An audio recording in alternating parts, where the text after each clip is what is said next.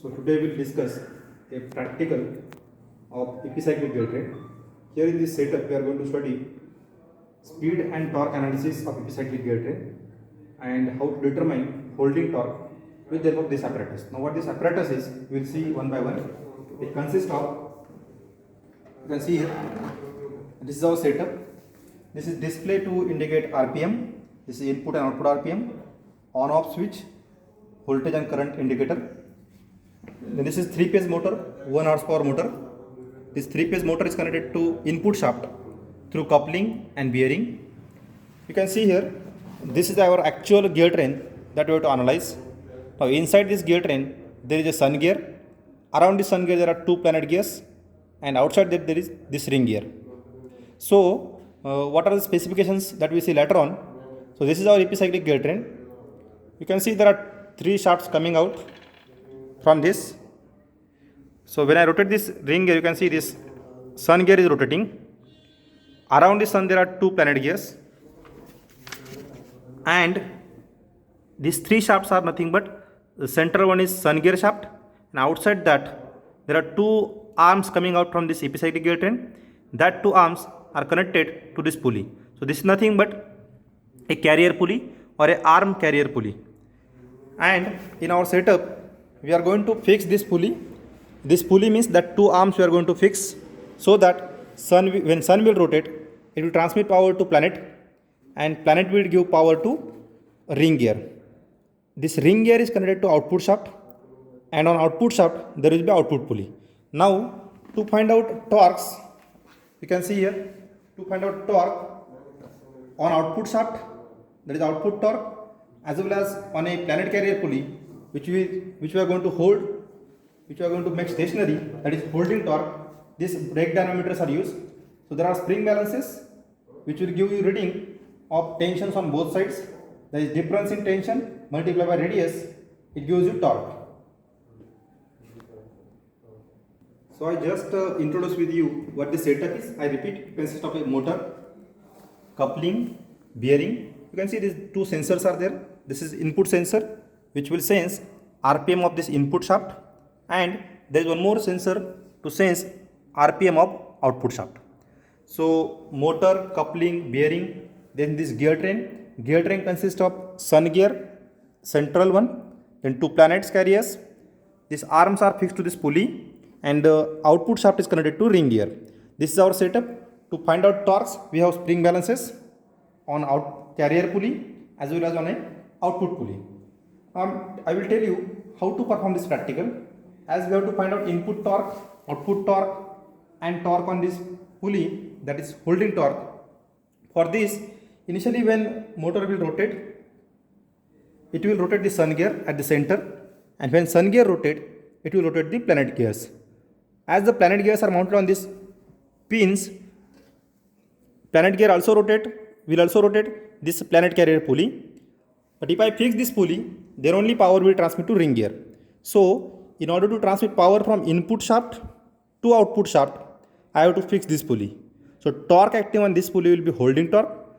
Torque active on this pulley will be output torque, and the input torque will get from a motor. So first I will show you demonstration. We have to perform this in 3 steps.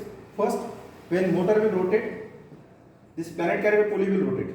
So I have to fix that pulley so that power is transmitted to output shaft. So in first step, I will apply some load with this lever on a pulley, so that ring gear will rotate. Then, as this ring gear will rotate with RPM but without load, in second step I have to apply load on ring gear, and then in third step I will again apply load on pulley, that is planet carrier pulley. So first step, apply load on planet carrier pulley.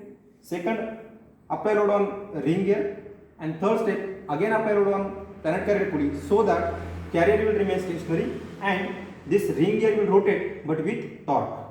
I will show you with the help of a demonstration.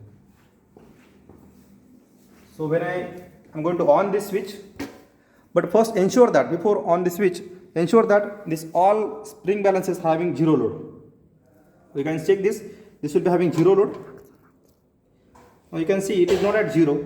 So this gear you have to take, it must be at 0.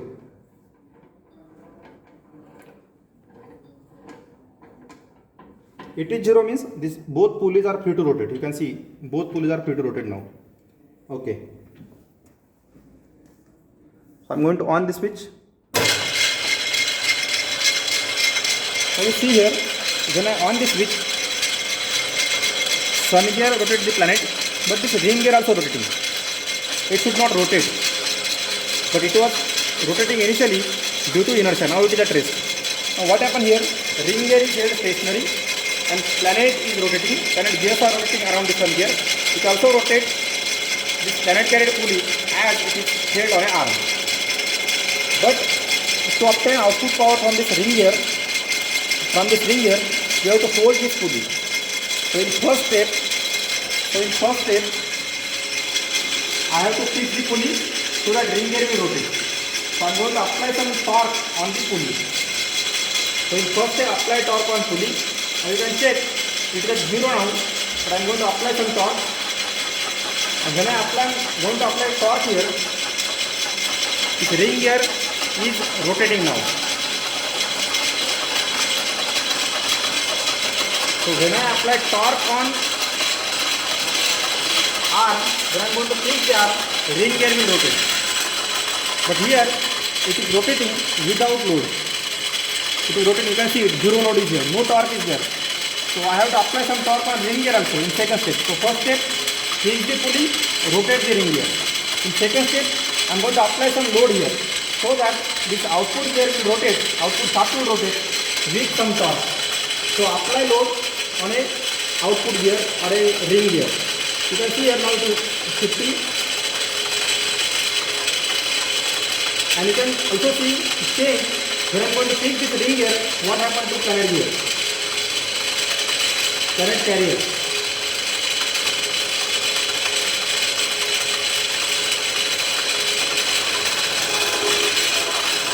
I am going to apply some load here, let's say 1 and 0, the difference is 1. So when I apply some load here, the current carrier starts rotating.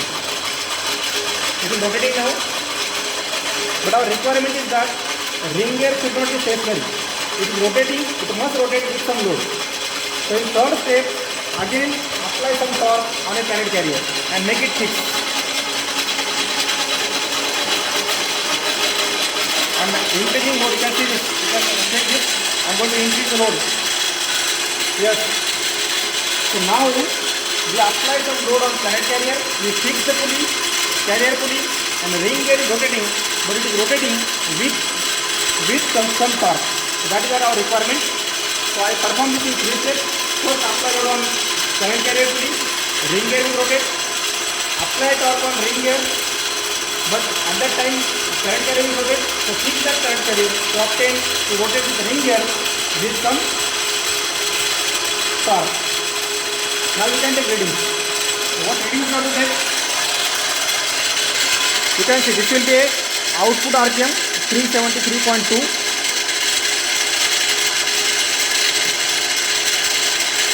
This will be input RPM 1493. Voltage is 429 and the ampere current is 1.36. So this is one reading. How to take next reading? You can increase the torque on ring gear as well as current carrier. Means by varying torque, you can take next reading. And we will check what is value of input torque, output torque and holding torque. This is about a practical on a holding torque determination. I will show you one more thing, how the arrangement inside this ring gear is, inside this episodic gear train is. Make load 0 now. So after taking this load 0 on both pulleys, we can off the switch. Okay, now I will show you one more thing, what actually arrangement inside this episodic gear train is. Inside this box, similar arrangement I will show you. So actually the similar arrangement is there in the gear train machine. It consists of central sun gear, Around that there are 2 planet gears, and these 2 planet gears are connected by means of a arm. It is different setup, but the arrangement will be same. It consists of sun gear, 2 planet gears, and around that there will be a ring gear. In this case, ring gear is stationary, but in our setup we seen we hold this arm so that when sun gear will rotate, these 2 planets rotate about its own axis as well as around the sun.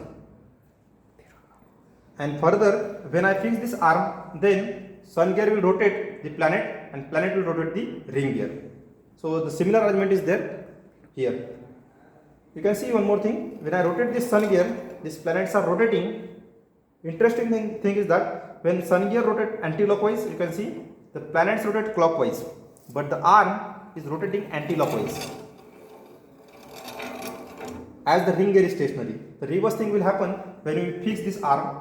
If I fix this arm, sun gear let's say rotating clockwise, this planets will rotate anti-clockwise, and the ring gear also rotate anti-clockwise, and that will be done in a setup.